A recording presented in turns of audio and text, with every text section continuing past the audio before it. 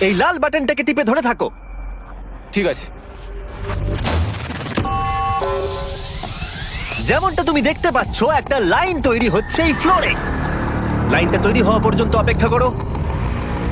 তোমাকে এগোনোর জন্য এই গ্রিন টাইলস গুলোর ওপর দিয়ে হেঁটে যেতে হবে। আর বাটনটা এবারে ছেড়ে দাও।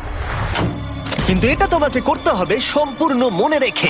তুমি মাত্র 30 মিনিট সময় পাবে এই 44টা গ্রিন টাইলসকে মনে রাখবার জন্য। আর যদি তুমি ভুলবশত একটা রেড স্কোয়ারে পা ফেলে দাও, তোমার সমস্ত টাকা বিস্ফোরণে উড়ে যাবে। কেন এই শিলটা কাজে লাগবে। ও মাই গড। এটা তোমাকে বোম থেকে বাঁচাবে। টাইমার শুরু করো, এগিয়ে যাও।